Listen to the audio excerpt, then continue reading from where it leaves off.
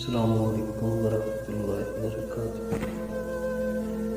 اشفاق صاحب فرماتے ہیں کہ نیا دین پڑھنا شروع کیا تھا، نمازیں وقت پر ادا ہونے لگیں، اذکار، نوافل، تلاوت قرآن اور میوزک کی جگہ دینی لیکچر، ایک کے بعد ایک تبدیلی۔ زندگی میں سکون تو تھا ہی، لیکن اب سکون کی انتہا ہونے لگی۔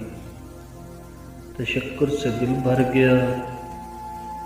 جہاں ایک طرف سب کچھ پرفیکشن کی طرف جا رہا تھا، وہاں ساتھ ہی ایک بہت ہی بڑی خرابی نے ہلکے ہلکے سے دل میں سر اٹھانا شروع کیا۔ جی ہاں، تکبر نے۔ جی یہی شیطان کی چالیں ہیں۔ اول تو وہ دین کی طرف آنے نہیں دیتا، اور اگر اس مرحلے میں ناکام ہو جائے تو پھر ریاکاری کروا کے نیکی ضائع کرواتا ہے۔ دل میں تکبر ڈال کے نیک عمل ضائع کرواتا ہے۔ مجھے یہ تو نظر آتا تھا کہ فلاں نے 3 ہفتے سے نماز جمعہ ادا نہیں کی تو اس کے دل پر مہر لگ گئی ہے، لیکن مجھے یہ بھول جاتا تھا کہ اللہ تعالیٰ نے ساری زندگی زنا کرنے والی عورت کو ایک پیاسے کتے کو پانی پلانے پر بخش دیا۔ مجھے یہ تو دکھائی دیتا کہ فلاں لڑکی نے پردہ نہیں کیا، لیکن مجھے یہ بھول جاتا کہ رائی جتنا تکبر مجھے جہنم میں نہ گرا دے۔ مجھے یہ تذکرہ کرنا تو یاد رہتا کہ فلاں نے داڑھی رکھ لی اور نماز ادا نہیں کی۔ مجھے یہ بھول جاتا کہ کسی کی غیبت کر کے مردار بھائی کا گوشت کھانے کا مرتکب تو میں بھی ہو رہا ہوں۔ یہ سلسلہ کچھ عرصہ یوں ہی چلتا رہا۔ پھر ایک دن کسی نے بڑے پیارے انداز میں ایک قصہ سنایا۔ قصہ ایک فقیر کا تھا۔ وہ مسجد کے آگے مانگنے بیٹھا۔ نمازی باہر نکلے۔ انہیں اپنی نمازوں پر بڑا ظلم فخر تھا۔ فقیر کو ڈانٹ کر بھگا دیا۔